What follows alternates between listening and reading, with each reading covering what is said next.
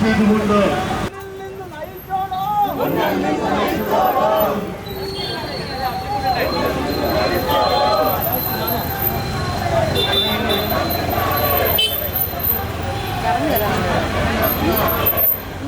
വർത്താനം വന്നത് ആരാന്ന് പിടികിട്ടത്തില്ല.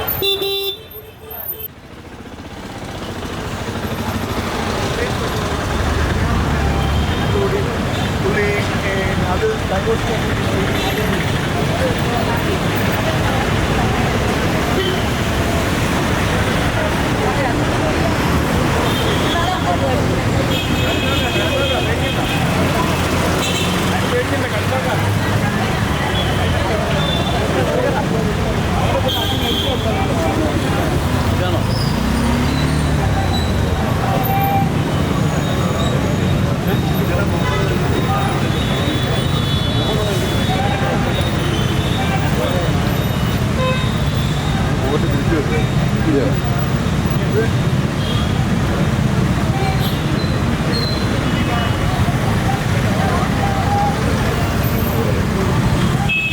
ഈ വാഹനത്തിന്റെ തൊട്ടു പിന്നാലെ കടന്നു വരുന്നു. തുല്യനീതിന്റെ ജഡാവകാശമുണ്ടായി പുറത്ത് വിളിച്ചു പറഞ്ഞുകൊണ്ട് കാസർഗോഡ് നിന്നും ആരംഭിച്ച അവകാശ സംരക്ഷണ യാത്ര നിയമനിർമ്മാണ സഭയായ സെക്രട്ടേറിയറ്റ് നടയിൽ എത്തിച്ചേർന്നിരിക്കുന്നു.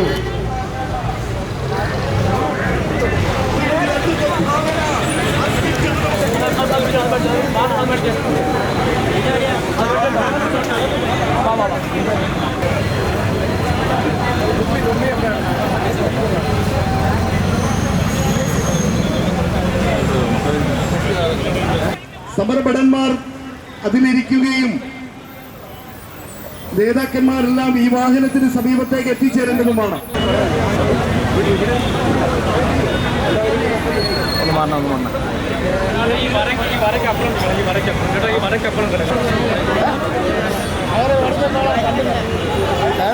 ആളിനെ കണ്ടില്ലേ? നമ്മുടെ സമ്മേളനം ആരംഭിക്കുകയായി.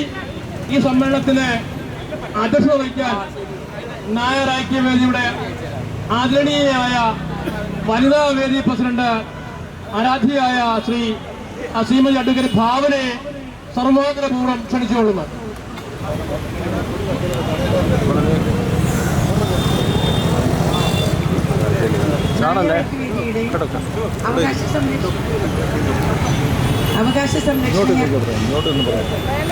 അവകാശ സംരക്ഷണ യാത്രയുടെ പ്രോഗ്രാം ജനറൽ കൺവീനർ ഡോക്ടർ വിനുകുമാറിനെ സാദരം ക്ഷണിച്ചുകൊള്ളും.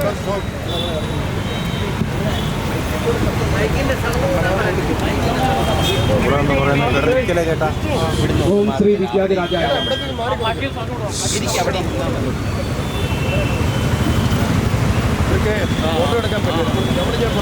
കഴിഞ്ഞ 7-ാം തീയതി കാസർഗോഡ് നിന്ന് ആരംഭിച്ച് ഇന്ന് 13-ാം തീയതി സെക്രട്ടേറിയറ്റിന് മുമ്പിൽ എത്തി നിൽക്കുന്ന ഈ അവകാശ സംരക്ഷണ യാത്രയും ധർണയും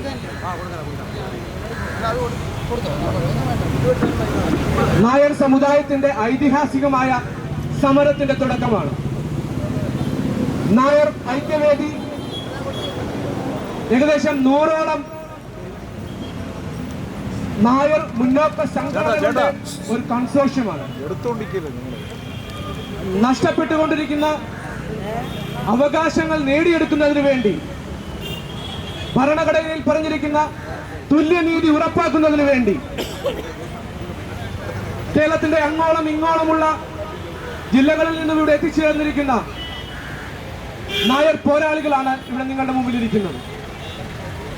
എന്റെ ഔപചാരികമായ കർത്തവ്യം സ്വാഗതം ആശംസിക്കുക എന്നുള്ളതാണ്. ഇവിടെ ഒത്തുചേർന്നിരിക്കുന്ന ആഗോള നായർ സമുദായം ഭരണസിരാ കേന്ദ്രങ്ങളിൽ ഇരിക്കുന്ന ഭരണകർത്താക്കളുടെ ചെവിയിലേക്ക് ഈ അവകാശങ്ങൾക്ക് വേണ്ടിയുള്ള നമ്മളുടെ രോദനങ്ങൾ എത്തിക്കുമെന്നുള്ള വിശ്വാസത്തോടു കൂടി ഞാൻ എന്റെ കർത്തവ്യത്തിലേക്ക് കടക്കുകയാണ്. ഇന്നത്തെ ഈ യോഗത്തിന്റെ അധ്യക്ഷ അഡ്വക്കേറ്റ് ഭാവനയാണ്. നായർ ഐക്യവേദിയുടെ വനിതാ വിഭാഗം പ്രസിഡന്റാണ്. അഡ്വക്കേറ്റ് ഭാവനയെ ഈ യോഗത്തിലേക്ക് നിങ്ങൾ ഓരോരുത്തരുടെയും പേരിലും നായർ ഐക്യവേദിയുടെ പേരിലും ഞാൻ സ്വാഗതം ആശംസിക്കുന്നു. നമ്മുടെ എല്ലാം ആവേശമായ നായർ ഐക്യവേദിയുടെ ചെയർമാൻ, ഈ സമര പോരാട്ടത്തിന്റെ നേതൃപടയാളി ശ്രീ പെരുമറ്റം രാധാകൃഷ്ണൻ ചേട്ടനാണ്. പെരുമറ്റം രാധാകൃഷ്ണൻ ചേട്ടൻ തുടങ്ങി വെച്ച ഈ യാത്ര ഇന്നിവിടെ എത്തുമ്പോൾ കേരളത്തിന് പുറത്തും ലോകത്തെമ്പാടുമുള്ള നായർ സമുദായം ഉണർന്നു വന്നുകൊണ്ടിരിക്കുകയാണ്. നമ്മുടെ പ്രിയങ്കരനായ നായർ ഐക്യവേദിയുടെ ചെയർമാൻ പെരുമുട്ടൻ രാധാകൃഷ്ണൻ ചേട്ടനെ ഈ യോഗത്തിലേക്ക് നായർ ഐക്യവേദിയുടെ പേരിലും ഇവിടെ കൂടിയിരിക്കുന്ന ഓരോ നായർ സമുദായങ്ങളുടെ പേരിലും സ്വാഗതം ചെയ്തു. നമ്മുടെ പ്രിയങ്കരനായ മണിക്കുടൻ ചേട്ടൻ ഇവിടെ എത്തിച്ചേർന്നിട്ടുണ്ട്. ഹൈറേഞ്ച് NSS യൂണിയൻ പ്രസിഡന്റാണ്. വർഷങ്ങളായി നായർ സമുദായത്തിന്റെ അവകാശങ്ങൾക്ക് വേണ്ടി പോരാടിക്കൊണ്ടിരിക്കുന്ന മണിക്കുടൻ ചേട്ടൻ നായർ ഐക്യവേദിയുടെ അവിഭാജ്യ ഘടകമായി മാറിക്കഴിഞ്ഞിരിക്കുന്നു. നായർ ഐക്യവേദിയുടെ പേരിലും ഇവിടെ കൂടിയിരിക്കുന്ന ഓരോ സമുദായ അംഗങ്ങളുടെ പേരിലും അദ്ദേഹത്തെ ഞാൻ ഈ യോഗത്തിലേക്ക് ഹാർദമായി സ്വാഗതം ചെയ്യുകയാണ്. KSR Menon sir democratic social justice പാർട്ടിയുടെ സംസ്ഥാന പ്രസിഡന്റാണ്.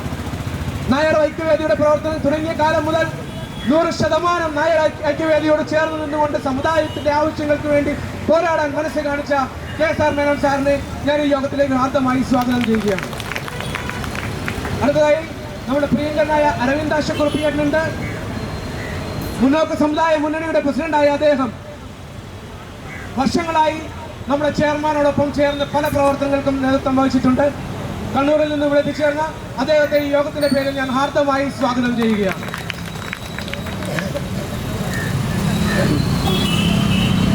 അടുത്തതായി ഇവിടെ എത്തിച്ചേർന്നിരിക്കുന്ന മുംബൈയിൽ നിന്നും എത്തിച്ചേർന്നിരിക്കുന്ന ശ്രീ ബാലചന്ദ്രൻ മേനോൻ അവர்களுണ്ട്. മുരണ്ട നായർ വെൽഫെയർ സൊസൈറ്റി മുംബൈയുടെ പ്രതിനിധിയായി ഇവിടെ എത്തിച്ചേർന്നിരിക്കുന്ന അദ്ദേഹത്തെ ഞാൻ ഈ യോഗത്തിലേക്ക് ഹാർദമായി സ്വാഗതം ചെയ്യുന്നു. GNSSന്റെ general secretary Shri Udayabhanu sir ഇവിടെ എത്തിച്ചേർന്നിട്ടുണ്ട്. അദ്ദേഹത്തെ ഞാൻ ഈ യോഗത്തിലേക്ക് ഹാർദമായി സ്വാഗതം ചെയ്യുന്നു. SS മേനോൻ, അദ്ദേഹം DSJPയുടെ ജനറൽ സെക്രട്ടറിയാണ്. അദ്ദേഹത്തെയും ഞാൻ ഈ യോഗത്തിലേക്ക് ഹാർദമായി സ്വാഗതം ചെയ്യുന്നു. മുന്നോക്ക വർഗ സമിതിയുടെ പ്രതിനിധിയായി ശ്രീ PC ജോൺ ഇവിടെ എത്തിച്ചേരുമെന്ന് അറിയിച്ചിട്ടുണ്ട്. അദ്ദേഹത്തെയും ഞാൻ ഈ യോഗത്തിലേക്ക് ഹാർദമായി സ്വാഗതം ചെയ്യുകയാണ്. തമിഴ്നാട് GNSSന്റെ പ്രസിഡന്റ് ശ്രീ ഗോപകുമാർ ഇവിടെ എത്തിച്ചേരുമെന്ന് അറിയിച്ചിട്ടുണ്ട്. അദ്ദേഹത്തെയും ഞാൻ ഈ യോഗത്തിന്റെ പേരിൽ ഹാർദമായി സ്വാഗതം ചെയ്യുകയാണ്. നമ്മുടെ ഈ യാത്രയിലുടനീളം നമ്മുടെ കൂടെ ഉണ്ടായിരുന്ന മന്നം പ്രതികരണ വേദിയുടെ പ്രതിനിധിയായ ശ്രീ ഗോപകുമാർ ഇവിടെയുണ്ട്. അദ്ദേഹത്തെ വൈക്കത്ത് നിന്നും എത്തിച്ചേർന്ന അദ്ദേഹത്തെ ഞാൻ ഈ യോഗത്തിലേക്ക് ഹാർദമായി സ്വാഗതം ചെയ്യുന്നു. അതുപോലെ തന്നെ INAയുടെ പ്രതിനിധിയായി ഇവിടെ എത്തിച്ചേർന്നിരിക്കുന്ന ശ്രീ RR നായർ അവരെ ഞാൻ ഈ യോഗത്തിലേക്ക് ഹാർദമായി സ്വാഗതം ചെയ്യുകയാണ്. അതുപോലെ പ്രകാശ് പടിക്കൽ NSS മുംബൈയുടെ പ്രതിനിധി ഇവിടെ എത്തിച്ചേർന്നിട്ടുണ്ട്. അദ്ദേഹത്തെ ഞാൻ ഹാർദമായി യോഗത്തിലേക്ക് സ്വാഗതം ചെയ്യുന്നു.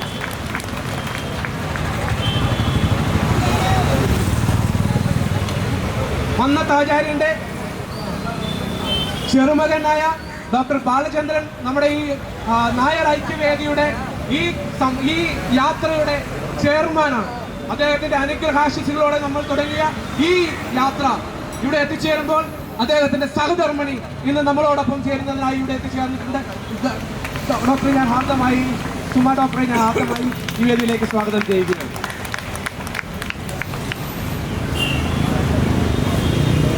ശ്രീ പ്രകാശ് പടിക്കൽ NSS മുംബൈ ഇവിടെ എത്തിച്ചേർന്നിട്ടുണ്ട്. അദ്ദേഹത്തെ ഞാൻ ഹാർദമായി സ്വാഗതം ചെയ്യുന്നു. ഹരികുമാർ മേനോൻ NSS മുംബൈ NSSന്റെ പ്രതിനിധിയായി ഇവിടെ എത്തിച്ചേർന്നിട്ടുണ്ട്. മഹാരാഷ്ട്ര NSSന്റെ പ്രതിനിധിയായി ഇവിടെ എത്തിച്ചേർന്നിട്ടുണ്ട്. അദ്ദേഹത്തെ ഞാൻ ഈ യോഗത്തിലേക്ക് ഹാർദമായി സ്വാഗതം ചെയ്യുകയാണ്. അതുപോലെ നമ്മുടെ പ്രിയങ്കരനായ സുഭാഷി എല്ലാ പ്രവർത്തനങ്ങളിലും നമ്മളോടൊപ്പമുള്ള ചെന്നൈ തമിഴ്നാട് NSSന്റെ വൈസ് പ്രസിഡന്റായ അദ്ദേഹത്തെ ഞാൻ ഈ യോഗത്തിലേക്ക് സ്വാഗതം ചെയ്യുകയാണ്. AS മോഹൻകുമാർ നമ്മുടെ നായർ ഐക്യവേദിയുടെ തിരുവനന്തപുരം ജില്ലാ ചെയർമാനായ ഇവിടെയുള്ള എല്ലാ പ്രവർത്തനത്തിനും ചുക്കാൻ പിടിച്ച ശ്രീ AS മോഹൻകുമാർ സാർ വിദ്യാർത്ഥി ധർമ്മപ്രചാര സഭയുടെ പ്രതിനിധിയാണ്. അദ്ദേഹത്തെ ഞാൻ ഈ യോഗത്തിലേക്ക് ഹാർദമായി സ്വാഗതം ചെയ്യുകയാണ്. SNS പ്രതിനിധിയായ ശ്രീ സോജ ബേബി ഇവിടെയുണ്ട്. നമ്മുടെ ഈ യാത്രയിൽ എല്ലാ പ്രവർത്തനങ്ങൾക്കും മുമ്പിട്ട് നിൽക്കുന്ന ഒരു വനിതാ രത്നമാണ്. അവരെ ഞാൻ ഈ യോഗത്തിലേക്ക് ഹാർദമായി സ്വാഗതം ചെയ്യുകയാണ്. നമ്മുടെ നായർ ഐക്യവേദിയുടെ വൈസ് ചെയർമാനായ ശ്രീ വിജയൻ ചേട്ടൻ ഇവിടെയുണ്ട്. വിജയൻ ചേട്ടനെ ഈ യോഗത്തിലേക്ക് ഞാൻ ഹാർദമായി സ്വാഗതം ചെയ്യുകയാണ്. അതുപോലെ തന്നെ നമ്മുടെ SNS പ്രതിനിധിയായി ചേരുന്ന മീന ചേച്ചി ഇവിടെയുണ്ട്. വനിതാ സമാജത്തിന്റെ പ്രതിനിധിയായി ഇവിടെ എത്തിയ മീന ചേച്ചിയെ ഞാൻ ഈ യോഗത്തിലേക്ക് ഹാർദമായി സ്വാഗതം ചെയ്യുകയാണ്. മിനി നന്ദകുമാർ ഈ യാത്രയിലുടനീളം നമ്മളോടൊപ്പം കോട്ടയത്ത് നിന്ന് എത്തിച്ചേർന്ന് വളരെ ശക്തമായ പ്രസംഗങ്ങളിലൂടെ ശ്രദ്ധ നേടിയ മിനി ചേച്ചിയെ ഞാൻ ഈ യോഗത്തിലേക്ക് സ്വാഗതം ചെയ്യുകയാണ്. ചന്ദ്രശേഖരൻ ഉണ്ണിത്താൻ നമ്മളുടെ ഏറ്റവും മുതിർന്ന അംഗമായ ഈ യാത്രയിലെ ഏറ്റവും മുതിർന്ന അംഗമായ ഞങ്ങൾക്കൊക്കെ പ്രചോദനമായ ശ്രീ ചന്ദ്രൻ ഉണ്ണിത്താൻ അവരുകളെ ഞാൻ ഈ യോഗത്തിലേക്ക് ഹാർദമായി സ്വാഗതം ചെയ്യുകയാണ്. അതുപോലെ തന്നെ തൃശ്ശൂരിൽ നിന്നും നമ്മുടെ ഈ യാത്രയിൽ ചേർന്ന ശ്രീ ശിവൻ കൊടകരയുണ്ട്. അദ്ദേഹത്തെയും ഞാൻ ഈ യോഗത്തിലേക്ക് ഹാർദമായി സ്വാഗതം ചെയ്യുകയാണ്. അതേപോലെ തന്നെ ഇന്ന് ഈ യോഗത്തിലേക്ക് എത്തിച്ചേരുമെന്ന് അറിയിച്ചിട്ടുള്ള ധാരാളം സംഘടനകളുണ്ട്. വാര്യർ ക്ഷേമസഭ അതിന്റെ പ്രസിഡന്റായ മോഹൻദാസ് വാര്യറും മുരളീധര വാര്യറും ഇവിടെ എത്തിച്ചേരുമെന്ന് അറിയിച്ചിട്ടുണ്ട്. ഗുപ്ത സമുദായത്തിന്റെ പ്രസിഡന്റായി ശ്രീ ഉണ്ണികൃഷ്ണൻ മാഷ് ഇവിടെ എത്തുമെന്ന് അറിയിച്ചിട്ടുണ്ട്. അതുപോലെ പ്രദീപ് ഗുപ്ത എത്തുമെന്ന് അറിയിച്ചിട്ടുണ്ട്. തമിഴ് ബ്രാഹ്മണ സഭയുടെ പ്രതിനിധിയായി ഗണേഷ്, തരകൻ സമാജത്തിന്റെ പ്രതിനിധിയായി ഉണ്ണികൃഷ്ണൻ, കൊച്ചുകുട്ടൻ എന്നിവർ എത്തിച്ചേരുമെന്ന് അറിയിച്ചിട്ടുണ്ട്. നെടുങ്ങാടി സമുദായത്തിന്റെ പ്രതിനിധിയായി ഗോപിനാഥൻ നെടുങ്ങാടി എത്തിച്ചേരുമെന്ന് അറിയിച്ചിട്ടുണ്ട്.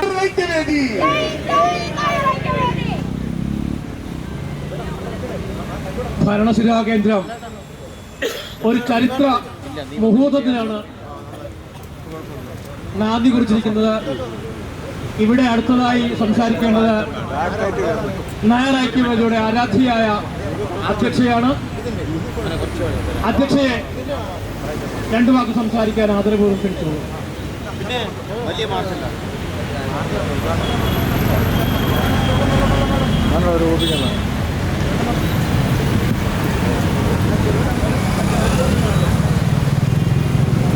ഓം ശ്രീ വിദ്യാധിരാജായ നമഃ.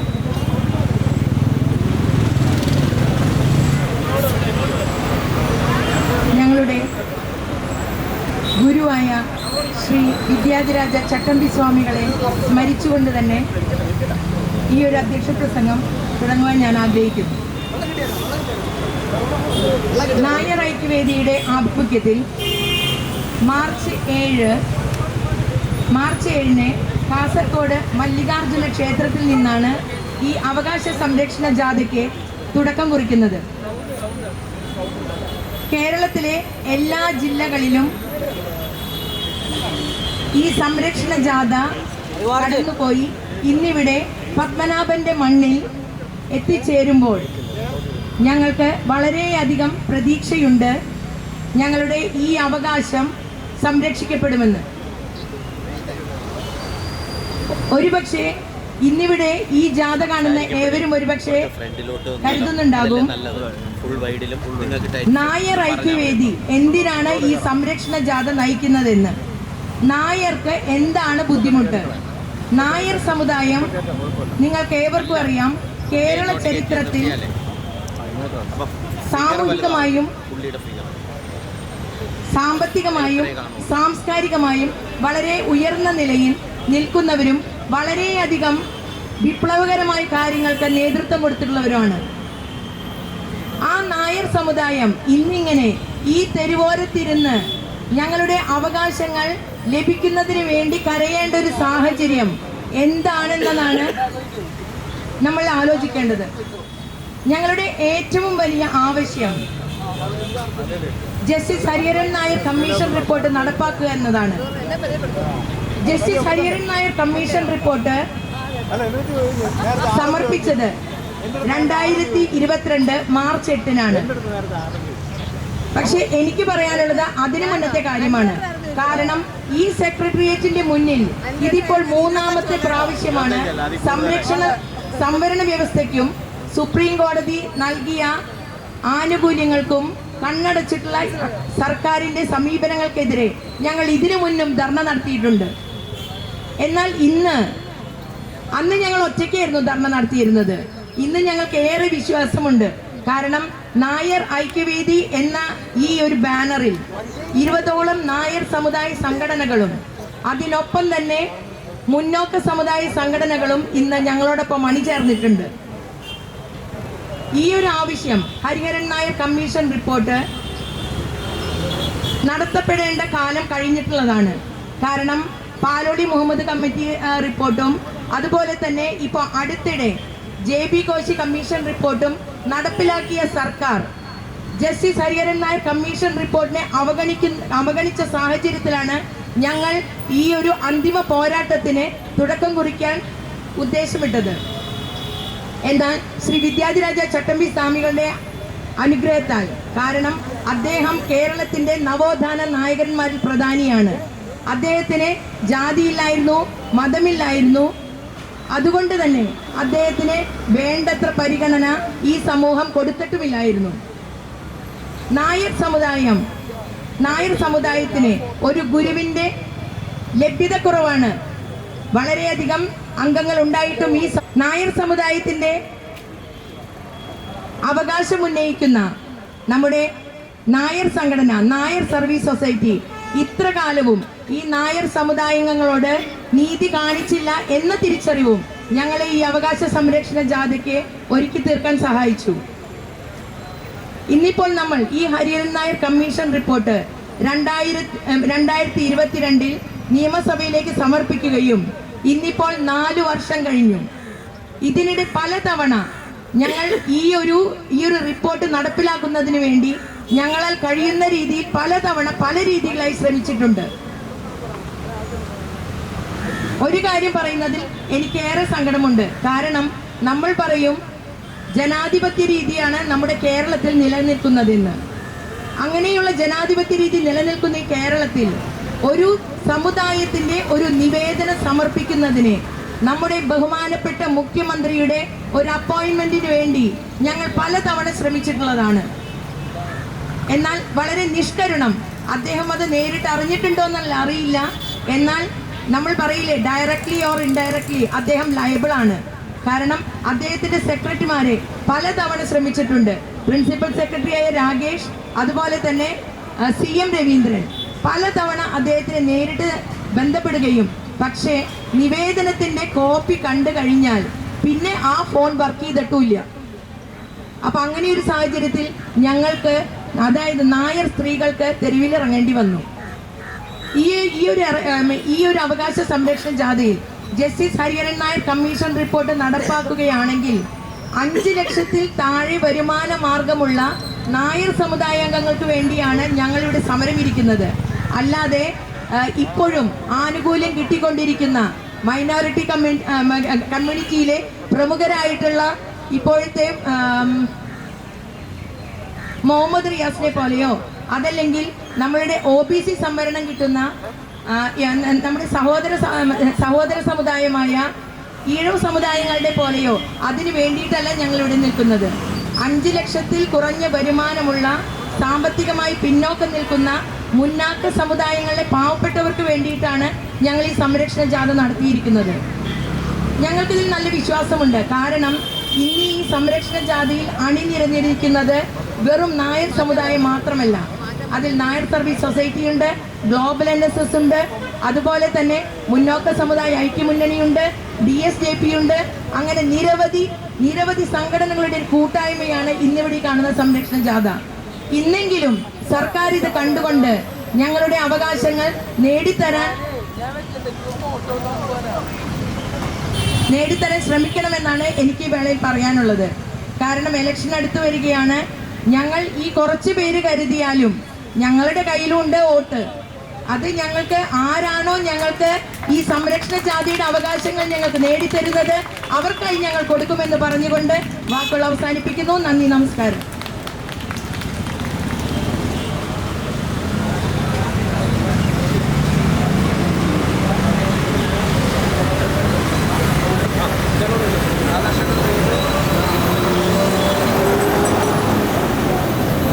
ജയ് ജയ് നായർ ഐക്യവേദി, ജയ് ജയ് അവകാശ സംരക്ഷണ യാത്ര, ജയ് ജയ് നായർ ഐക്യവേദി. ജയ് ജയ് അവകാശ സംരക്ഷണ യാത്ര.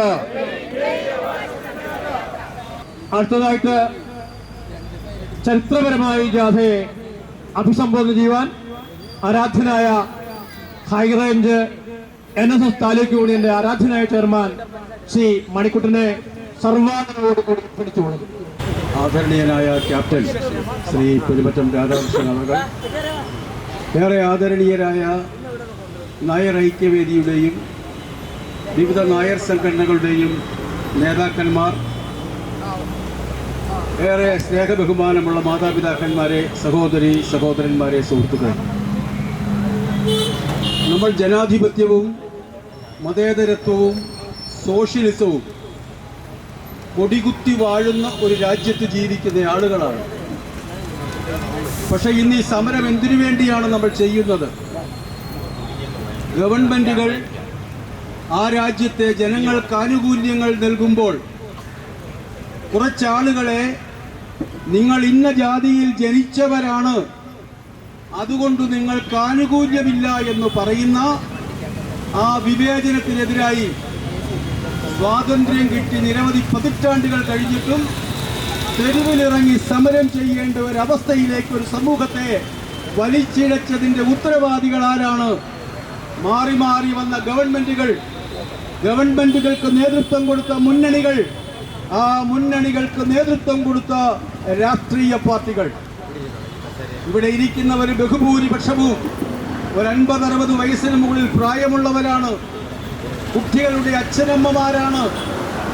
ഈ തലമുറയിൽപ്പെട്ട നമുക്കൊരു ഉത്തരവാദിത്വമുണ്ട്. നമ്മുടെ കുട്ടികളായി ജനിച്ചുപോയി എന്ന ഒറ്റ കാരണം കൊണ്ട് ഈ രാജ്യത്തെ ബഹുഭൂരിപക്ഷം ആളുകൾക്കും കിട്ടുന്ന ആനുകൂല്യങ്ങളും അവകാശങ്ങളും കിട്ടുന്നില്ല എങ്കിൽ അവരെ ജനിപ്പിച്ച രക്ഷകർത്താക്കൾ എന്നുള്ള നിലയിൽ ആ അവകാശം അവർക്ക് പുനഃസ്ഥാപിച്ചു കൊടുക്കുവാനുള്ള ബാധ്യത നമുക്കുണ്ട്. അത് ഈ തലമുറയുടെ ഒരു ബാധ്യതയായി നമ്മൾ ഏറ്റെടുത്തേ മതിയാകൂ. നമ്മുടെ അടുത്ത തലമുറയ്ക്ക് നമ്മൾ ഈ സംഘടനയെ കൈമാറുമ്പോൾ അത് ഈ രാജ്യത്ത് തുല്യനീതിയും തുല്യാവകാശവുമുള്ള, അവന്റെ ഒപ്പം ക്ലാസ്സിൽ പഠിക്കുന്ന മറ്റു കുട്ടികൾക്കുള്ള എല്ലാ അവകാശങ്ങളും ആനുകൂല്യങ്ങളും കിട്ടുന്ന തരത്തിലേക്ക് നമ്മൾ ഈ സംവിധാനത്തെ മാറ്റുകയില്ല എങ്കിൽ നമ്മുടെ അടുത്ത തലമുറയിൽപ്പെട്ട കുട്ടികൾ ആയുധമെടുത്ത് പോരാടുന്ന ഒരവസ്ഥയിലേക്ക് നമ്മൾ തള്ളിവിടേണ്ടി വരും എന്നതാണ് നമുക്ക് ചിന്തിക്കുവാനുള്ള നമ്മുടെ പ്രധാനപ്പെട്ട വിഷയം. നമ്മൾ ഈ ഭരണസിരാ കേന്ദ്രത്തിൽ സമരം ചെയ്യുമ്പോൾ നായർ സമുദായത്തിൽപ്പെട്ട നമ്മളെ സംബന്ധിച്ചിടത്തോളം നമ്മുടെ ഈ അവസ്ഥയ്ക്ക് സർക്കാരുകളും മുന്നണികളും മാത്രമല്ല കാരണക്കാർ. നായർ സമുദായത്തിന്റെ ക്ഷേമ ഐശ്വര്യങ്ങൾക്ക് വേണ്ടി മൺമറഞ്ഞുപോയ ഭാരത കേസരി മന്നത്തു പത്മനാഭൻ ഒരു പ്രബലമായ സംഘടനയ്ക്ക് രൂപം കൊടുത്തു. അദ്ദേഹം പറഞ്ഞു, എന്റെ ലക്ഷ്യം വെറും നായർ സമുദായത്തിന്റെ ഉന്നമനമല്ല, എന്റെ ലക്ഷ്യം രാജ്യത്തിന്റെ ഉന്നമനമാണ്. രാജ്യത്തിന് പുരോഗതി ഉണ്ടാകണമെങ്കിൽ അവിടുത്തെ ഭൂരിപക്ഷ സമൂഹത്തിന് പുരോഗതി ഉണ്ടാകണം. ഇന്ത്യയെ സംബന്ധിച്ചിടത്തോളം ആ ഭൂരിപക്ഷ സമൂഹം ഹിന്ദു സമൂഹമാണ്. ആ ഹിന്ദു സമൂഹത്തിന്റെ പുരോഗതി ഉറപ്പാക്കാതെ രാജ്യത്തിന്റെ പുരോഗതി അസാധ്യമാണ്. ആ ഹിന്ദു സമൂഹത്തിലെ പ്രബല സമുദായമായ നായർ സമുദായം, എന്റെ സ്വന്തം സമുദായം നശിച്ചുകൊണ്ടിരിക്കുന്നു. കൃഷ്ണപക്ഷ ചന്ദ്രിക പോലെ നശിച്ചുകൊണ്ടിരിക്കുന്നു. അതുകൊണ്ട് ഞാൻ എന്റെ പ്രവർത്തനം എന്ന് തുടങ്ങുന്നു. നാളെ അത് ഹിന്ദു സമൂഹത്തിന് വേണ്ടിയാകും, അത് ഈ രാജ്യത്തിന് വേണ്ടിയാകും. വെറും പ്രസംഗം മാത്രമല്ല, കർമ്മനിരതനായ അദ്ദേഹം അതിനുള്ള എല്ലാ സംവിധാനങ്ങളും ചെയ്തു. ഏക്കർ കണക്കിന് എസ്റ്റേറ്റുകൾ, 10,000-കണക്കിന് ഏക്കർ എസ്റ്റേറ്റുകൾ, 100-ലധികം എയ്ഡഡ് വിദ്യാഭ്യാസ സ്ഥാപനങ്ങൾ, ആശുപത്രികൾ, ഓഡിറ്റോറിയങ്ങൾ, ക്ഷേത്രങ്ങൾ, കല്യാണ മണ്ഡപങ്ങൾ, എഞ്ചിനീയറിംഗ് കോളേജ്, പോളിടെക്നിക്ക്, ഒരു ഫാക്ടറി. പുതിയ തലമുറ ഓർക്കണം, നായർക്ക് പണ്ട് ഒരു ഫാക്ടറി ഉണ്ടായിരുന്നു പന്തളത്ത്, മന്നം ഷുഗർ മിൽ. 10 ബ്രാഞ്ചുള്ള കേരള സർവീസ് ബാങ്ക് എന്ന് പറയുന്ന ധനകാര്യ സ്ഥാപനം. ഇതൊക്കെ അദ്ദേഹം ഉണ്ടാക്കി കൊടുത്തതിന്റെ കാരണം അദ്ദേഹത്തിന് നല്ല ബോധ്യമുണ്ടായിരുന്നു. ഈ രാജ്യത്തെ ഈ സംവിധാനം അനുസരിച്ച് സവർണരെന്ന് മുദ്ര കുത്തിയിട്ടുള്ള നമ്മുടെ അടുത്ത തലമുറയിൽപ്പെട്ട കുട്ടികൾക്ക് ഈ സർക്കാരിൽ നിന്നൊന്നും കിട്ടാൻ പോകുന്നില്ല. അതുകൊണ്ട് നായരുടെ അടുത്ത തലമുറയുടെ പ്രബല സമുദായമായ നായർ സമുദായത്തിന്റെ അടുത്ത തലമുറയുടെ ജീവിതം ഉറപ്പാക്കുന്നതിന് ആവശ്യമായ എല്ലാ സംവിധാനങ്ങളും അദ്ദേഹം നായർ സർവീസ് സൊസൈറ്റിക്ക് ഉണ്ടാക്കി കൊടുത്തു. ഒരു ഗവൺമെന്റിന്റെയും ഒരു മുഖ്യമന്ത്രിയുടെയും ഒരു പാർട്ടിക്കാരന്റെയും മുമ്പിൽ കൈനീട്ടേണ്ട ഗതികേട് നായർക്കുണ്ടാവുകയില്ലായിരുന്നു. ഈ നായർ സർവീസ് സൊസൈറ്റി പ്രവർത്തിക്കേണ്ട രീതിയിൽ പ്രവർത്തിച്ചിരുന്നുവെങ്കിൽ എന്താണ് ഇന്നത്തെ അതിന്റെ അവസ്ഥ? ഭാരതത്തിന്റെ പ്രസിഡന്റ്, ഭാരതത്തിന്റെ ഉപപ്രസിഡന്റ്, ഭാരതത്തിന്റെ പ്രധാനമന്ത്രി, നമ്മുടെ 3ാം ക്ലാസ്സിൽ പഠിക്കുന്ന കുട്ടികൾക്കറിയാം. എന്റെ 3 വയസ്സുള്ള കൊച്ചുമക്കളൊക്കെ പറയും നരേന്ദ്രമോദിയുടെ പേരും പ്രസിഡന്റിന്റെ പേരും ഒക്കെ. വന്ധ്യവയോധികനായ NSSന്റെ ജനറൽ സെക്രട്ടറിക്ക് ഒരു ഭാരതത്തിന്റെ ഒരു വൈസ് പ്രസിഡന്റ് ആരാണെന്ന് തിരിച്ചറിയുവാനുള്ള ശേഷി നഷ്ടപ്പെട്ട അവസ്ഥയിലേക്ക് പോയിരിക്കുന്നു. ഇത് ആരെയാ ബാധിക്കുന്നത്? ഇത് മുഴുവൻ ബാധിക്കുന്നത് നായർ സമുദായത്തെയാണ്. പക്ഷേ മന്നത്തിന്റെ കുടുംബത്തിൽപ്പെട്ട മന്നത്തു ബാലശങ്കർ അദ്ദേഹം മരിക്കുന്നതിന് മുമ്പ് കൊടുത്തൊരു ഇന്റർവ്യൂവിൽ അദ്ദേഹം പറയുന്നു, ഇത് വളരെ ആസൂത്രിതമാണ്. പറയുന്നത് നമ്മളാരുമല്ല, മന്നത്തിന്റെ കൊച്ചുമകൻ പറയുന്നു, NSS ജനറൽ സെക്രട്ടറിയുടെ ഈ നിലപാട് ആസൂത്രിതമാണ്. അദ്ദേഹം മന്നത്തു പത്മനാഭനെ പോലും തമസ്കരിക്കുവാൻ ശ്രമിക്കുന്നു. അടുത്ത തലമുറ മന്നത്തെ പറ്റി അറിയാൻ പാടില്ല. മന്നത്തിന്റെ അന്ത്യവിശ്രമം കൊള്ളുന്ന മണ്ണിൽ പ്രഗത്ഭരും പ്രശസ്തരും വരുമ്പോൾ അത് ഈ ലോകം ചർച്ച ചെയ്യും. അതുകൊണ്ട് അറിയാൻ പാടില്ല. അദ്ദേഹം ആദ്യം തമസ്കരിച്ചത് ചട്ടമ്പിസ്വാമി ഗുരുക്കളെ. ഇവിടെ അധ്യക്ഷ പ്രസംഗത്തിൽ പറഞ്ഞു, ഈ സംഘടനയുടെ ശാപം ഇതിനൊരു ഗുരുവില്ല എന്നുള്ളതാണ്. ഉണ്ടായിരുന്നു. ഇന്നത്തെ ജനറൽ സെക്രട്ടറി അധികാരം ഏറ്റെടുത്തതിനു ശേഷം അദ്ദേഹം ആദ്യം വെട്ടിയത് ചട്ടമ്പിസ്വാമികളെ. മന്നത്താചാര്യനെ പോലും തമസ്കരിക്കുവാൻ ശ്രമിക്കുന്നു. അടുത്ത തലമുറ NSSന്റെ ചരിത്രം പഠിക്കുമ്പോൾ അവിടെ NSS equals G Sukumaran Nair, മറ്റൊരു പേരും ചരിത്രത്തിൽ ഉണ്ടാകരുത് എന്ന് അദ്ദേഹം ആഗ്രഹിക്കുന്നു. അതിന് സ്തുതിപാഠകരായിട്ടുള്ള മാധ്യമങ്ങൾ, അതിന് സ്തുതിപാഠകരായിട്ടുള്ള ഗവൺമെന്റുകൾ, അതിന് സ്തുതിപാടുന്ന രാഷ്ട്രീയ പാർട്ടികൾ, അതിന് സ്തുതിപാടുന്ന മുന്നണികൾ, ഈ ഭരണകേന്ദ്രത്തിൽ ഇരിക്കുന്ന ഇപ്പോഴത്തെ മുഖ്യമന്ത്രി 2 ചെങ്കൊണ്ടെന്ന് പറയുന്ന ശ്രീ പിണറായി വിജയൻ അവരുടെ ഞങ്ങൾ പോയി കണ്ടു. ഞങ്ങൾ എന്ന് പറഞ്ഞാൽ NSSന്റെ മുൻ രജിസ്ട്രാർ ഉൾപ്പെടെ, NSSന്റെ മുൻ വൈസ് പ്രസിഡന്റ് ഉൾപ്പെടെ, 4-5 മുൻ ഡയറക്ടർ ബോർഡ് അംഗങ്ങൾ ഉൾപ്പെടെ, ഏതാണ്ട് 4-5 യൂണിയൻ പ്രസിഡന്റുമാർ ഉൾപ്പെടെ പോയി കണ്ടു. കണ്ടിട്ട് പറഞ്ഞു, ഈ സംഘടനയുടെ പോക്ക് ശരിയല്ല. ഇന്ന് ഈ ഗവൺമെന്റ് വിചാരിച്ചാൽ 8 വർഷം വരെ തടവ് ശിക്ഷ കിട്ടുന്ന കുറ്റങ്ങളാണ് NSSന്റെ ജനറൽ സെക്രട്ടറി ചെയ്തിട്ടുള്ളത്. 2013 കമ്പനി ആക്ട് അനുസരിച്ച് അക്കമിട്ട് എഴുതി കൊടുത്തു.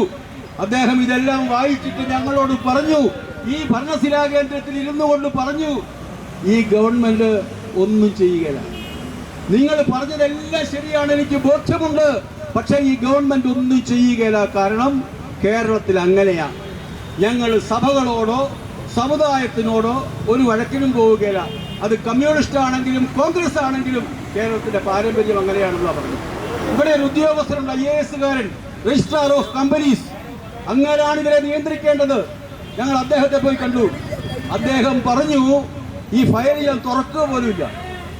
NSS, SNDP തുടങ്ങിയ സംഘടനകൾക്കെതിരായി പരാതി ഞാൻ തുറന്നു നോക്കണമെങ്കിൽ എന്നോടൊന്നിലോ വകുപ്പ് മന്ത്രി പറയണം, അല്ലെങ്കിൽ മുഖ്യമന്ത്രി പറയണം. ആരാ വകുപ്പ് മന്ത്രി? കോട്ടയംകാരനായ ഒരു മന്ത്രി, ഞാൻ പേര് പറയുന്നില്ല, സുകുമാരൻ നായർക്കെതിരെ പറയുവോ? അതിനുശേഷം 2 ചെങ്കൊണ്ട് എന്ന് പറയുന്ന മുഖ്യമന്ത്രിയെ കണ്ടു. അദ്ദേഹം പറഞ്ഞ മറുപടിയും ഇതാ, ഇവരാണ് ഇതിന് വളം വെച്ചു കൊടുക്കുന്നത്. ഈ സാഹചര്യത്തിലാണ് SNDPയുടെ ആളുകൾ കോടതിയിൽ പോയി. അവിടെ ഗോകുലം ഗോപാലനുണ്ട്, ബിജു രമേശുണ്ട്, കോടീശ്വരന്മാരാ. 10-15 വർഷക്കാലം കേസ് നടത്തി. ഇപ്പൊ ഞാൻ നമ്മുടെ രാധാകൃഷ്ണനെ കാണിക്കുമായിരുന്നു. SNDPയുടെ കൊല്ലത്തെ ഓഫീസ് ജപ്തി ചെയ്യാൻ പോവുകയാണ് ഗവൺമെന്റ്. ഒന്ന് ആലോചിച്ച് നോക്കൂ. ഈ 10-15 വർഷം മുമ്പ് ഈ ഗോകുലം ഗോപാലൻ ചേട്ടനും ബിജു രമേശും അന്നത്തെ ഗവൺമെന്റിന്റെ അടുത്ത് പോകുമ്പോ ഈ രജിസ്ട്രാർ ഓഫ് കമ്പനീസിന് 15 വർഷം മുമ്പ് പരിഹരിക്കാവുന്ന ഒരു പ്രശ്നം 15 വർഷക്കാലം കേസ് നടത്തി കോടിക്കണക്കിന് രൂപ മുടക്കിയതിനു ശേഷം ഈ 15 വർഷക്കാലം കൊണ്ട് ആ സമുദായത്തിലെ പുതിയ തലമുറക്കുണ്ടായ നഷ്ടം എത്ര മാത്രമാണ്. നമ്മൾ നടത്തിയ ഹൈക്കോടതിയിൽ കേസ്. നമ്മുടെ കൂടെ ഗോകുലം ഗോപാലൻ ഇല്ല, നമ്മുടെ കൂടെ ബിജു രമേശ് ഇല്ല.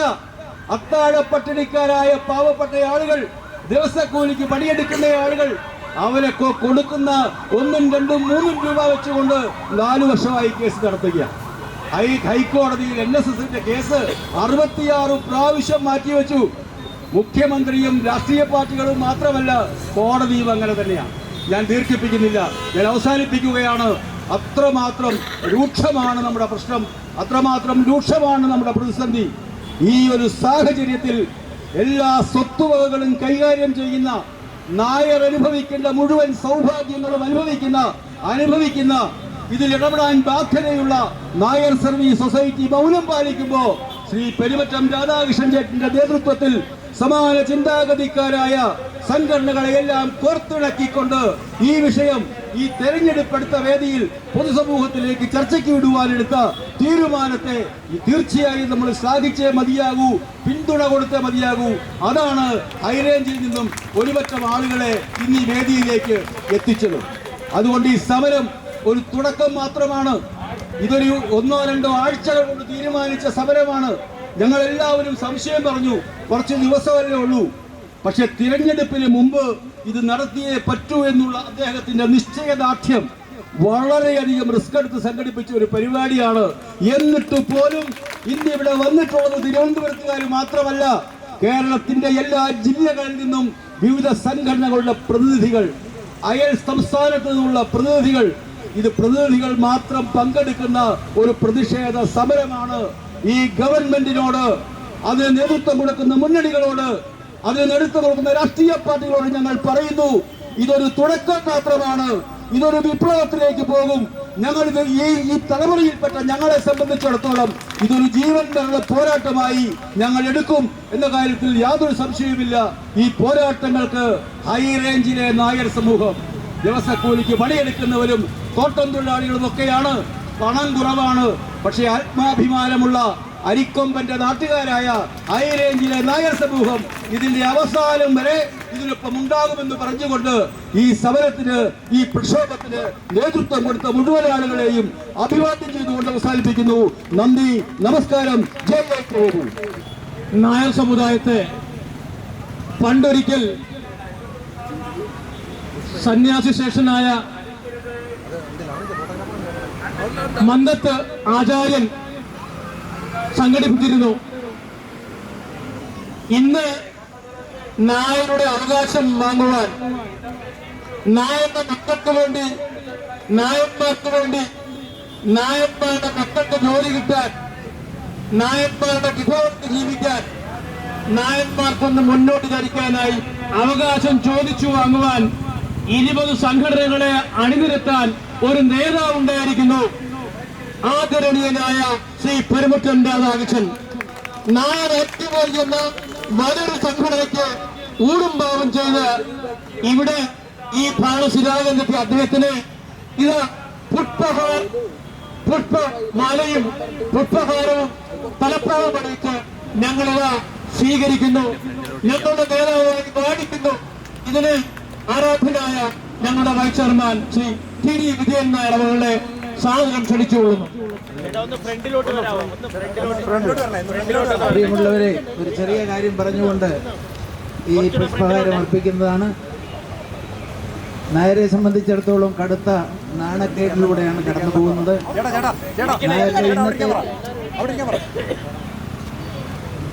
നായരുടെ ഇന്നത്തെ നേതാവ് ആരാണെന്ന് ശ്രീ സുകുമാരൻ നായർ സ്വന്തം നാക്കിലൂടെ പറഞ്ഞത് നാം കണ്ടു. അദ്ദേഹത്തിന്റെ വാക്കിൽ പറഞ്ഞാൽ, പമ്പയിലെ ചില സാധനങ്ങൾ ഒഴുകുന്നത് പോലെ ചങ്ങനാശ്ശേരിയുടെ വീതിയിലൂടെ നടക്കുന്ന സുകുമാരൻ നായരല്ല. കഴിഞ്ഞ 13 വർഷമായി കേരളത്തിലെ നായർ സമുദായത്തെ സംഘടിപ്പിച്ചുകൊണ്ട് പഴശ്ശിയുടെയും വൈക്കം പത്മനാഭപിള്ളയുടെയും വേലുത്തമ്പിയുടെയും ഇരവിക്കുട്ടിപ്പിള്ളയുടെയും വീരശൂര രക്തമൊഴുകുന്ന ശ്രീ പെരുമറ്റൻ രാധാകൃഷ്ണനെ നായർ സമുദായത്തിന്റെ രാജാവായി പ്രഖ്യാപിക്കുവാൻ ഞങ്ങൾ ആഗ്രഹിക്കുന്നു. അതിന്റെ പ്രതീകമെന്ന പോലെ ഈ തലസ്ഥാന നഗരിയുടെ ഈ ഹൃദയഭാഗത്ത് വെച്ച് ശ്രീ പെരുമറ്റൻ രാധാകൃഷ്ണനെ നിങ്ങളുടെ എല്ലാം അനുമതിയോടുകൂടി പുഷ്പകിരീടവും മാലയും ചാർത്തി നായർ സമുദായത്തിന്റെയും മുന്നോക്ക വിഭാഗത്തിന്റെയും പ്രതീക്ഷയായും രാജാവായും പ്രഖ്യാപിക്കുവാൻ ഞങ്ങൾ ആഗ്രഹിക്കുന്നു.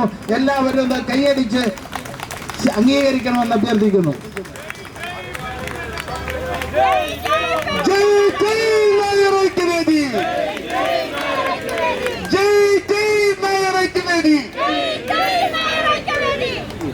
ജയ് ജയ് പെരുമുറ്റം രാധാകൃഷ്ണൻ ജയ് ജയ് പെരുമുറ്റം രാധാകൃഷ്ണൻ ജയ് ജയ് നായർ ഐക്യവേദി അർഹതയുള്ള അവകാശങ്ങൾ അർഹതയ്ക്കുള്ള അവകാശങ്ങൾ സംരക്ഷിക്കാൻ ഈ സമരം സംരക്ഷിക്കാൻ ഈ സമരം മുന്നോക്കത്തിൻ പേര് പറഞ്ഞ് മുന്നോക്കത്തിൻ പേര് പറഞ്ഞ് അനീതി കത്തും സർക്കാരെ അനീതി കത്തും സർക്കാരെ തുല്യനീതി നേടിയെടുക്കാൻ തുല്യനീതി നേടിയെടുക്കാൻ അണിചേരുകയാണ് ഞങ്ങൾ അണിചേരുകയാണ് ഞങ്ങൾ നായർ സ്ത്രീയുടെ ഉദരത്തിൽ നായർ സ്ത്രീയുടെ ഉദരത്തിൽ ജനിച്ചുപോയൊരു കുറ്റത്തിൽ ജനിച്ചുപോയൊരു കുറ്റത്തിൽ അഭയാർത്ഥികളോ നായന്മാർ അഭയാർത്ഥികളോ നായന്മാർ നീതിക്കർഹതയില്ലെന്നോ നീതിക്കർഹതയില്ലെന്നോ ജയ് ജയ് നായർ ഐക്യവേദി ജയ് ജയ് നായർ ഐക്യവേദി ജയ് ജയ് അവകാശ സംരക്ഷണ യാത്ര ഐക്യവേദി ചെയർമാനെ, നമ്മുടെ നേതാവായി നിങ്ങളെ ഓരോരുത്തരെയും ഹൃദയപുഷ്പം കൊണ്ട് പുഷ്പകിരീടം ചൂടിച്ച് നമ്മളിവിടെ നമ്മുടെ നായകനായി സമർപ്പിച്ചിരിക്കുകയാണ്. ആരാധ്യനായ അദ്ദേഹത്തിന്റെ ഈ യാത്ര ആരംഭിച്ചത് മാർച്ച് 7 കാസർഗോഡ് മല്ലികാർജുന ക്ഷേത്ര പരിസരത്തു നിന്നാണ്. ഒരുപാട് കാലങ്ങൾ പിന്നിട്ട് 13 ജില്ലകളും താണ്ടി ഇന്നിതാ നായർക്ക് വേണ്ടി സംസാരിക്കാൻ ഇവിടെ എത്തിയിരിക്കുന്നു. ആരാധ്യനായ അദ്ദേഹത്തെ ഈ പൊതുസമ്മേളനം ഉദ്ഘാടനം ചെയ്യാൻ സർവാനുരോധം കൂടി നിങ്ങളുടെ എല്ലാം ഹൃദയത്തിന്റെ സ്നേഹവായ്പോടുകൂടി സർവാദരം ഞാൻ ക്ഷണിച്ചുകൊള്ളും.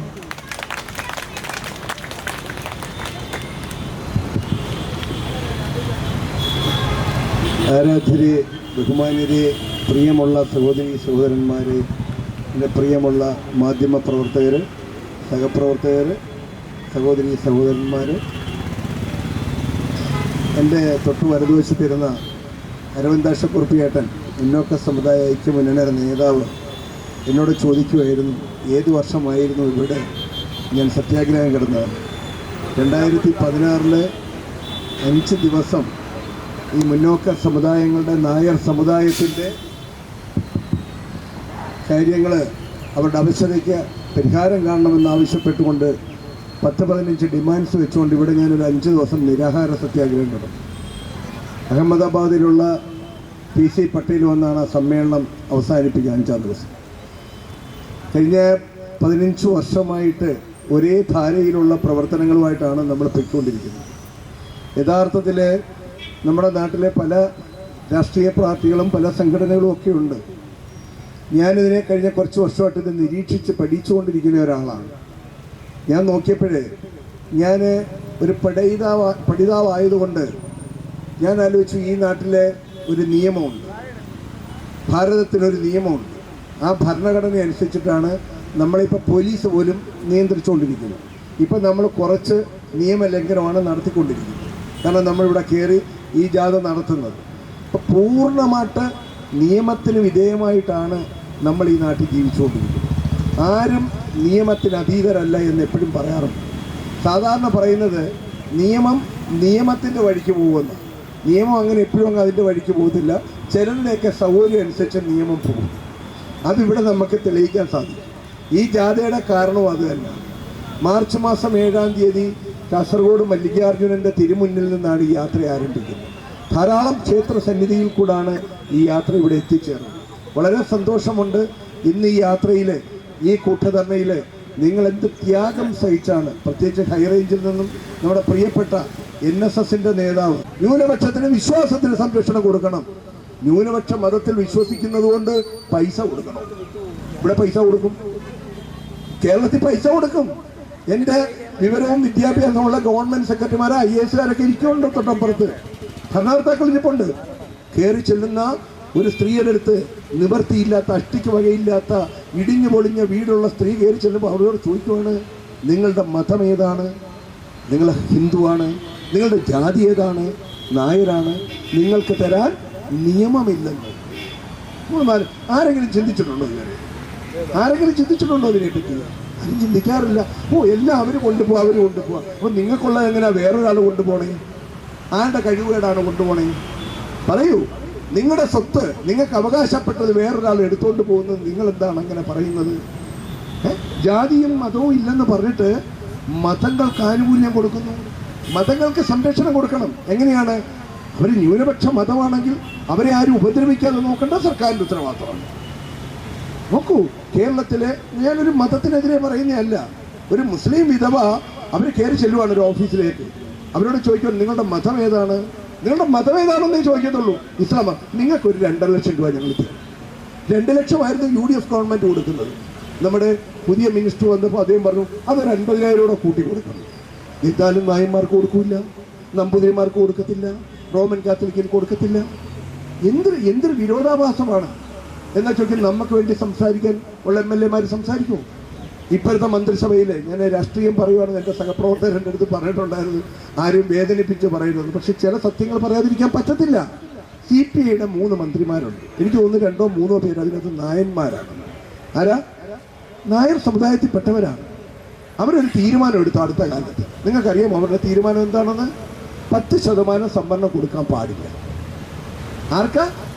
CPIയുടെ തീരുമാനം. കാരണം മാധ്യമ പ്രവർത്തകരുണ്ട്, നിങ്ങൾ ചെക്ക് ചെയ്ത് നോക്കിക്കോളൂ.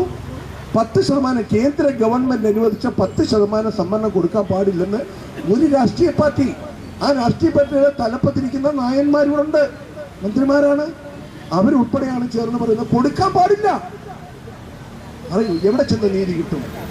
കോൺഗ്രസിന്റെ നേതാക്കന്മാരുണ്ട്, അതിന് നായന്മാരുണ്ട്, അവർ പറയുമോ കൊടുക്കണമെന്ന്? പറയത്തില്ല. അപ്പൊ ഈ സമുദായം അന്യം നിന്ന് ഏകദേശം നമ്മുടെ കാശ്മീരിലെ പണ്ഡിറ്റുകളുടെ അവസ്ഥ വന്നിട്ടുണ്ട്. മുംബൈയിലൊക്കെ പോയതുകൊണ്ടാണ് ഈ കണ്ണാടിയൊക്കെ വെച്ചിരിക്കുന്ന ആളുകളൊക്കെ വലിയ വലിയ മേനോന്മാരായിട്ടൊക്കെ മുംബൈയിലൊക്കെ വിലസുവാണ്. അവിടെ പോയി കഷ്ടപ്പെട്ട് ത്യാഗം സഹിച്ച് ബിസിനസ് ചെയ്ത് അവർ രക്ഷപ്പെട്ടു. അവരെ സഹായിക്കാൻ തയ്യാറാണ്. അവരെ പോലുള്ളവർ, അന്താരാഷ്ട്ര സമൂഹം നമ്മളോടൊപ്പം വരാൻ തയ്യാറാണ്. നമ്മൾ എന്ത് ചെയ്യും? ഗവൺമെന്റിൽ ചെന്ന് ചോദിക്കാൻ നമുക്കൊരു സംഘടനയില്ല. എല്ലാവരും ഒരു കാര്യത്തിലാണ്.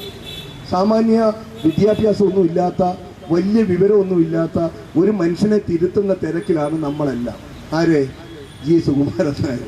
G. സുകുമാരൻ നായരെ തിരുത്തിയിട്ട് നമുക്ക് എന്തോ സാധിക്കാൻ?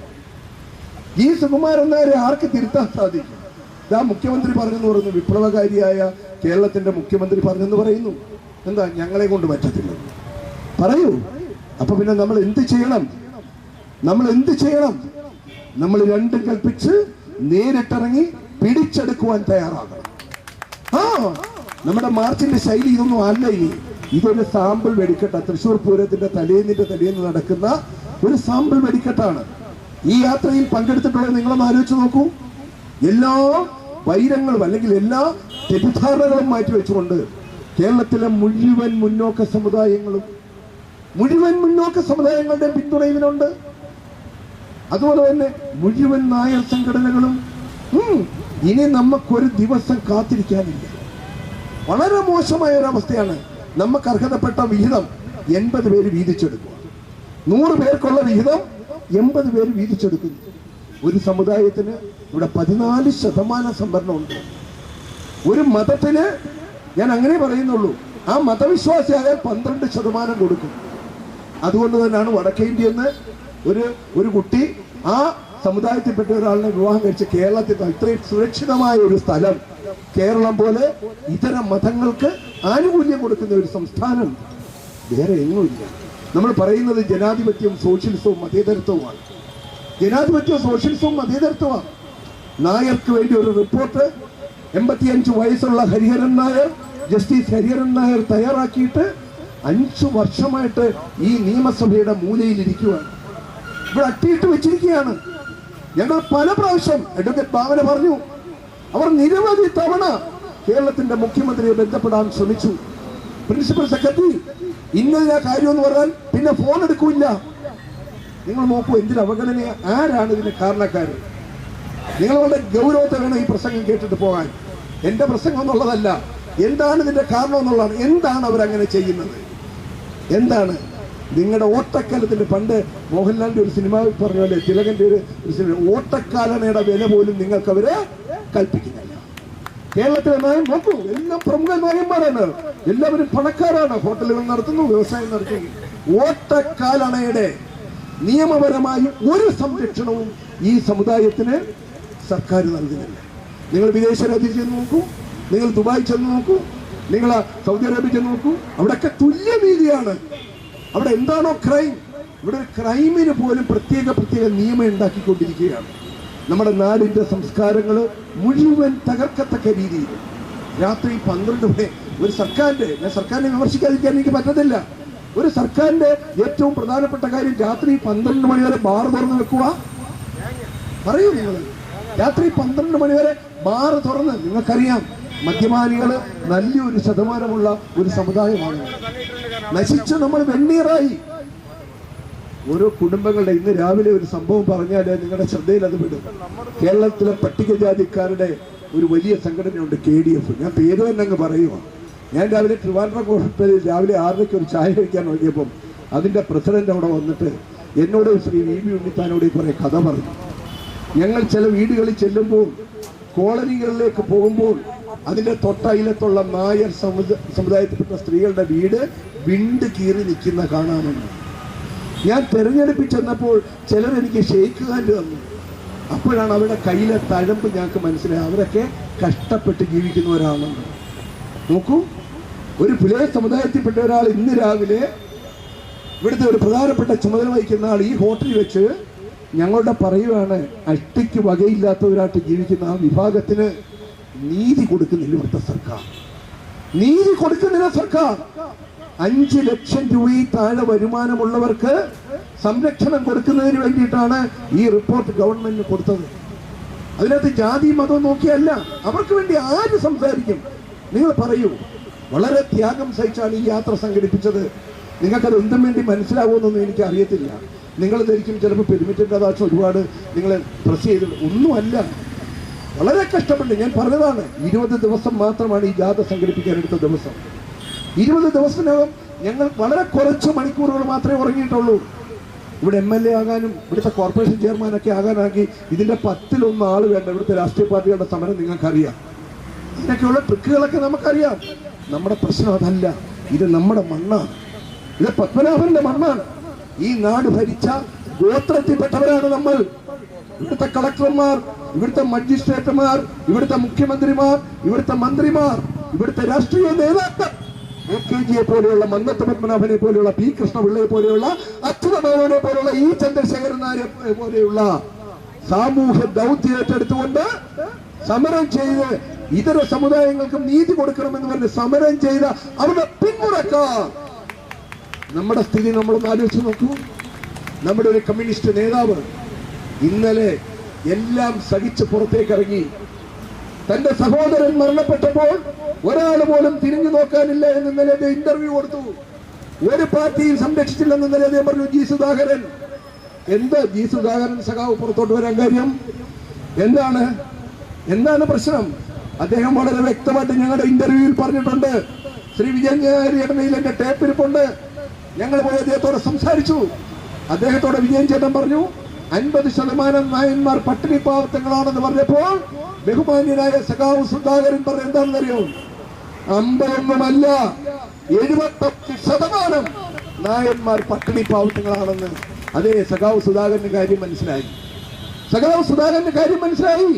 എന്താണ് ആലപ്പുഴയിലെ കമ്മ്യൂണിസ്റ്റ് പാർട്ടിയുടെ അവസ്ഥ? ഞാൻ കമ്മ്യൂണിസ്റ്റ് പാർട്ടിക്ക് എതിരായിട്ടൊന്നും പറയുമല്ല. അതൊക്കെ മാറി. ആ കമ്മ്യൂണിസവും ആ സോഷ്യലിസവും ഒന്നും അല്ലിന്ന്.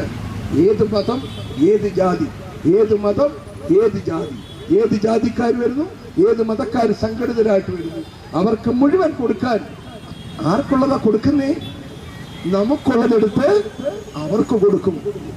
നമ്മുടെ അവകാശം 5 ലക്ഷം രൂപയിൽ താഴെ വരുമാനമുള്ള നമ്മുടെ ആളുകൾ കൊടുക്കേണ്ട അവകാശം എടുത്ത് ഈ തെരഞ്ഞെടുപ്പിന് തൊട്ട് മുമ്പ് നമ്മുടെ സഹോദര സമുദായമായ ക്രിസ്ത്യൻ വിഭാഗം ഒരു സമരം ചെയ്യുന്നു പറഞ്ഞു. ഒരു അച്ഛൻ വിളിച്ചൊരു വിരട്ടി കേരളത്തിന്റെ മുഖ്യമന്ത്രിയെ അടുത്ത തെരഞ്ഞെടുപ്പിൽ കാണിച്ചു തരാമെന്ന് പറഞ്ഞു. കാണിക്കരുത്. എന്താ വേണ്ടേ? JB കോശി കമ്മീഷൻ റിപ്പോർട്ട് നടപ്പിലാക്കണം. നാളെ നടപ്പാക്കിയേക്കാം.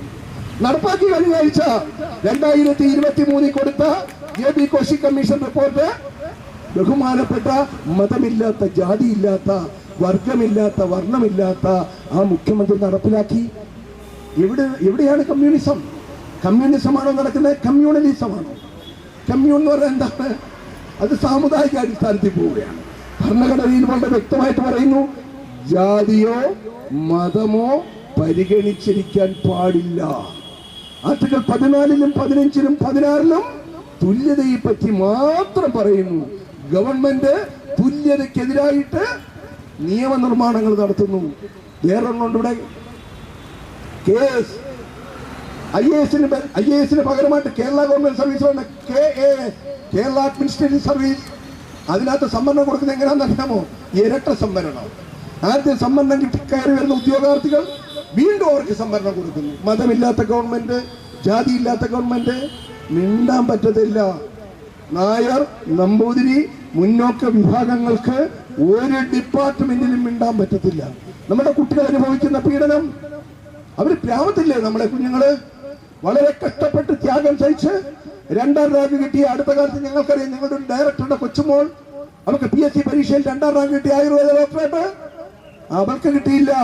24ാമത്തെ റാങ്കുള്ള നമ്മുടെ ബഹുമാന്യനായ മുഖ്യമന്ത്രിയുടെ സമുദായത്തിൽപ്പെട്ട ആൾക്ക് കിട്ടി. അത് കഴിഞ്ഞ് അടുത്തത് കൊടുത്തു. ആർക്ക്?